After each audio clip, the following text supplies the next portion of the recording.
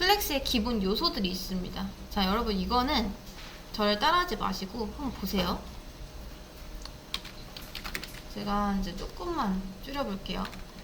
한 6개 정도 이렇게 배치를 하겠습니다. 이 상태에서 얘네들을 정렬하는 방법이 있어요. 정렬하는 방법. 너무 요게 티가 안 날 것 같아서 3개만 줄까요? 3개?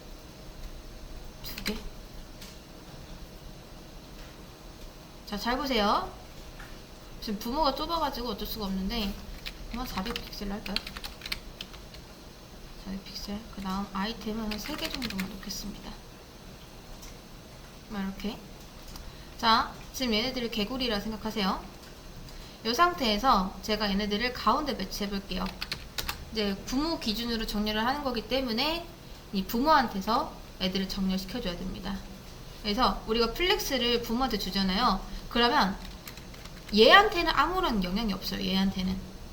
근데 단지 플렉스를 줌으로써 이 아이템들이 플렉스의 요소로서 작동을 할 수 있게 되는 겁니다. 그래서 아이템들한테 영향이 있다. 그 다음 justify content라는 게 있는데 얘한테 이제 플렉스 스타트 이렇게 해주면은 왼쪽 정렬이 됩니다. 플렉스 end로 주시면 오른쪽 정렬이 되고요. 다음 센터로 주시면 가운데 정렬이 됩니다. 이런 식으로 레이아웃을 배치하는 거예요. 그리고 세로 정렬은 align items라는 게 있는데, 자, 얘를 똑같아요. 플렉스 스타트. 자, 이거 쓰다가 놓칩니다. 자, 이러면 위쪽 정렬, 그 다음 플렉스 엔드 하면은 아래쪽 정렬, 그 다음 얘도 마찬가지로 센터 이렇게 있는데 가운데 정렬. 사실 세로 방향에서 가운데 정렬하는 게 좀 어렵거든요. 그냥 세로축 정렬하는 게 어려워요. 근데 우리가 플렉스를 쓰면은 이게 좀 더 편하게 정렬을 할 수가 있어서 좋습니다. 기본 값은 뭐냐면 아무것도 안 주잖아요. 자, 제가 아이템의 하이트 값을 좀 빼볼게요. 자, 아무것도 안 줬을 때는 이 align items라는 게 기본적으로 스트레치라는 거이기 때문에 이렇게 쭉 늘어납니다. 원래 우리 아이템한테 하이트 값 안 주면은 아무것도 안 나오잖아요. 근데 부모가 플렉스일 때 align items의 기본 값이 스트레치이기 때문에 자식이 부모의 높이를 따라가게 된다. 다음 justify content에서도 좀 특별한 기능이 있는데 이제 플렉스 엔드, 플렉스 스타트, 이제 센터 말고 두 가지가 더 있습니다. 하나는 스페이스, 여백 정렬하는 거예요. 자, 지금 보시면 부모의 남은 여백이 있죠. 자, 이 여백을 어떻게 쓸 건지. 일단 첫 번째, between. between은 이 사이에 여백을 두는 겁니다. 자식을 양 끝에 두고 이 사이사이에 여백을 이렇게 계속 더 주는 거죠. 다음 두 번째, around. 주변에 두는 겁니다. 좀 비슷해 보일지 모르겠는데 요걸 기준으로 보시면 돼요. 요걸 기준으로 이렇게 갈라져 있다고 생각하시면 됩니다. 이런 식으로.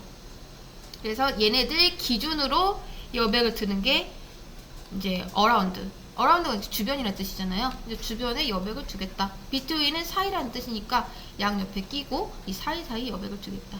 요런 차이가 있습니다. 이렇게. 그래서 부모한테 줄 수 있는 건 뭐 요 정도 이고요. 자식선에서도 정렬할 수 있는 게 있습니다. 자식선에서 정렬하는 거. 자, 만약에 이제 아이템이 이제 하이트가 주어져요. 100픽셀. 요 상태에서 자, 지금 제가 이 align items를 플렉스 아니다, 센터로 주겠습니다. 센터. 근데 이 두 번째 핑크색이 나는 위쪽 정렬하고 싶은데 할 수 있죠? 자, 그럴 때 align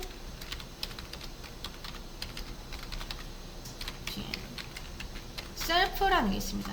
셀프. align 셀프를 플렉스 스타트. 이렇게 막 어렵진 않죠. align 셀프 제가 하나만 꽂아서 해볼게요. 하나만 꼽아서. 자, 펀드 밑에 있는 점 아이템 중에서 nth child 2 두 번째 애한테 이제 align 셀프를 스타트로 주면은 얘 혼자만 올라가게 할 수 있습니다. 이렇게 이런 것도 가능하다. 이런 식으로요. 그래서 이제 이 가로 세로 정렬하는 거는 얼라인 아이템스랑 justify content로 정렬을 하면 됩니다. 다음 얘네들 다 지우고 다시 돌아와서 자 하이트 값 다시 지워볼게요. 이 상태에서 보면요, 여러분 부모의 남은 여백이 있죠. 그쵸? 지금 자식은 3명이고요 이건 부모입니다. 부모. 근데 자식 중 한 명이 나는 이거 여백을 내가 다 썼으면 좋겠어 라고 했을 때 계산하기가 좀 힘들겠죠. 이제 남은 여백 몇 픽셀인지 계산해서 지금 얘가 가지고 있는 너비 값이랑 얘랑 더해서 이제 위드 값을 다시 설정을 해주셔야겠죠. 근데 그렇게 안 하고도 제가 아이템 중에서 라스트 차일드를 찾아가가지고 이제 플렉스 그로우라는 걸 주겠습니다. 1 이렇게. 자, 플렉스 그로우는 뭐냐면 남은 공간을 내가 어떻게 쓰겠다 요런 겁니다. 남은 공간을 어떻게 쓰겠다 이렇게. 근데 잘 보세요. 제가 nth 두 번째 애한테도 플렉스 그로우 1을 주잖아요. 그럼 얘네 둘이 나눠 가집니다. 이 말은 즉슨 우리 z인덱스에 어떤 절대값이 정해진 게 아니죠. 상대적이었잖아요. 만약에 첫 번째 자식이 나보다 높으면 나보다 위에 있는 거고 나보다 낮으면 뒤에 있는 거고 상대적이었습니다. z인덱스 값이 똑같아요. 플렉스 그로우라는 것도 상대적입니다. 그러니까 이걸 1000대 뭐 1000 주든 아니면 1대1 주든 똑같다는 겁니다. 누군가보다 더 많으면 돼요. 누군가보다.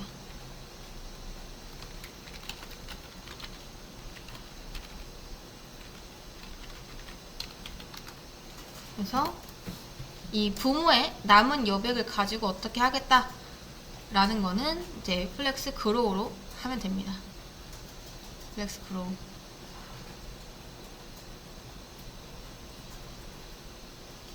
자, 그 다음 또 하나.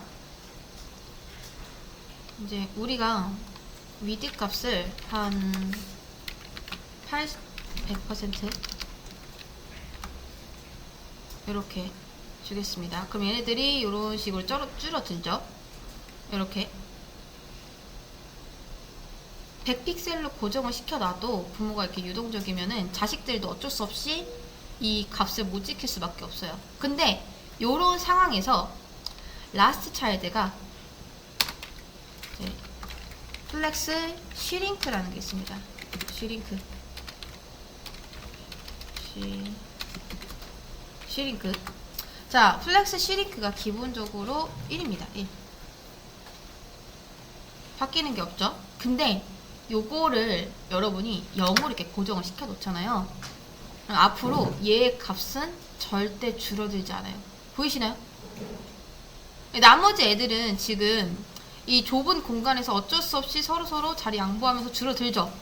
근데 마지막 애한테 플렉스 슈링크를 주니까 절대 줄어들지 않고 이렇게 가만히 있습니다. 설령 스크롤이 생길지언정 이렇게. 그래서 플렉스 슈링크는 그냥 이 크기를 그대로 유지하고 싶을 때, 그러니까 이걸 고정시키고 싶을 때 그때 많이 씁니다. 이렇게.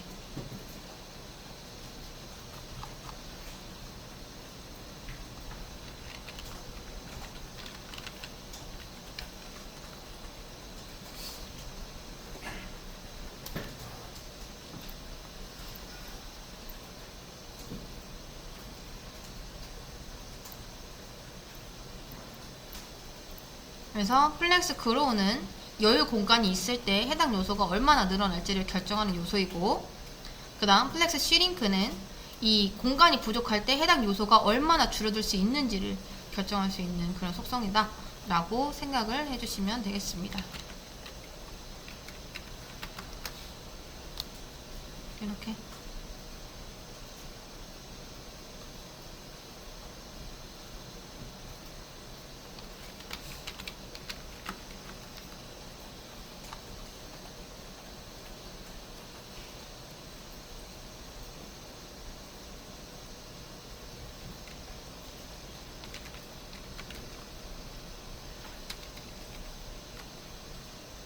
그 다음 요거를 사실 이제 축약해서 쓸 수도 있는데요. 그냥 플렉스라고 쓰는 것도 가능합니다. 플렉스, 제가 얘한테 그냥 플렉스 이런 식으로요. 이렇게. 요것도 자주 쓰입니다. 요것도 보이시나요? 이거 가운데만 이렇게 되는 거. 자, 이제 그냥 요렇게 주면은 뭐냐면 플렉스 그로우랑 플렉스 슈링크는 1, 그 다음 플렉스 베이시스라는 것도 있습니다. 뭐 잘 쓰진 않는데 이제 플렉스 베이시스는 기본 크기, 그러니까 시작 크기를 결정하는 속성이에요. 어떤 기준점이 될 수도 있습니다. 기본 값은 오토고 이제 여러분이 거기서 다른 값으로 줄 수도 있습니다. 뭐 픽셀이라던가 아니면 30%라던가 이렇게. 네. 자, 보세요, 여러분. 지금 뭐 잠깐이지만 정말 많은 걸 했죠. 온라인 아이템스랑 저스티파이 컨텐츠랑 뭐 플렉스 베이시스, 플렉스 슈링크 이런 것들 너무 많죠. 그래서 여러분이 딱 플렉스를 처음 배웠을 때 보통은 이걸 언제 다 외우지 싶을 텐데요. 놀랍게도 안 외워도 됩니다. 왜냐면요, 여러분들이 앞으로 플렉스를 정말 많이 쓸 건데 이제 쓰다 보면은 자연스럽게 외워져요. 마치 여러분이 지금 이런 태그 같은 거, 이런 속성 같은 거를 아무렇지도 않게 쓰는 것처럼 플렉스의 속성도 자연스럽게 외워집니다. 거짓말 아니에요. 여러분 지금 이런 것도 막 엄청 외우려고 하진 않았는데 쓰다 보니까 자연스럽게 익숙해진 거잖아요. 그쵸? 쓰다 보면은 자연스럽게 머릿속에 들어옵니다. 너무 걱정하지 않으셔도 돼요.